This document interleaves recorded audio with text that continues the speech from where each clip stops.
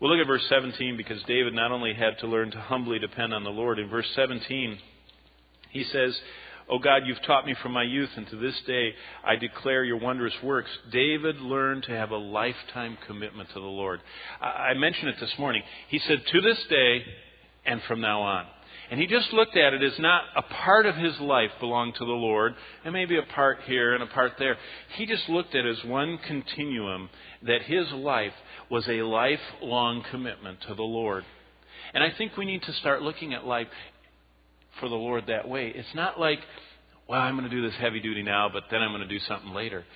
It is a growing, more and more commitment of my life.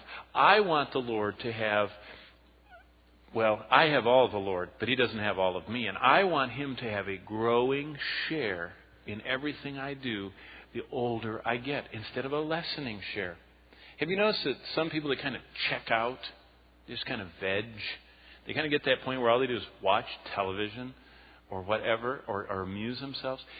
There should be this growing, as he says, "You've taught me from my youth, and to this day I'm going to declare your wondrous works." I have a lifetime commitment.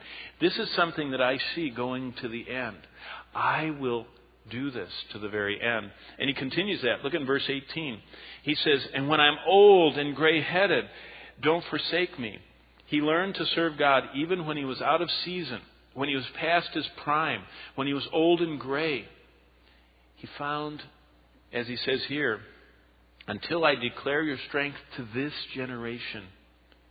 He says, I'm going to find younger people to keep investing my life in. I'm going to find this generation. I'm going to find those I can pour my life into.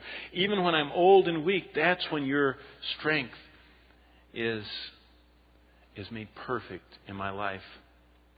I know a few people that try this, but those that do never cease to find the joys that God brings when you intentionally seek out young people and try and influence them. You know, one of our veteran missionaries here at TBC is a living example of this. Bill Eddy.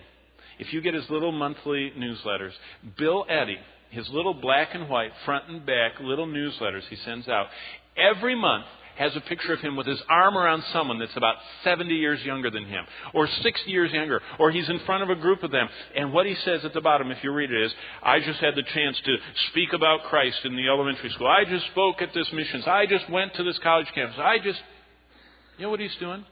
He's doing verse 18. "When I'm old and gray-headed, don't forsake me, because I'm declaring your strength to this generation, your power to everyone who is to come." I'm going to keep finding young people to invest my life into. That's an amazing thought. I think of that every time I walk through Awana and see the older people that risk their lives with all those whirling bodies in Awana so that they can listen to verses, so that they can teach in some section of Awana. Do you know why? They have gotten the message. That's why it should be that our nurseries are filled with older people. Do you know how much power there is in having a little one that doesn't have anything else to do but have you talk to them for a whole hour? Do you know what immense reward there is that God says you never lose? I mean, if you passing out cups of water and don't even talk gets a reward, can you imagine what talking, encouraging a child with a verse, encouraging a child to enjoy coming to the house of God, can you imagine what merit that has? David said, "I have a lifelong desire to be around young people and to serve them."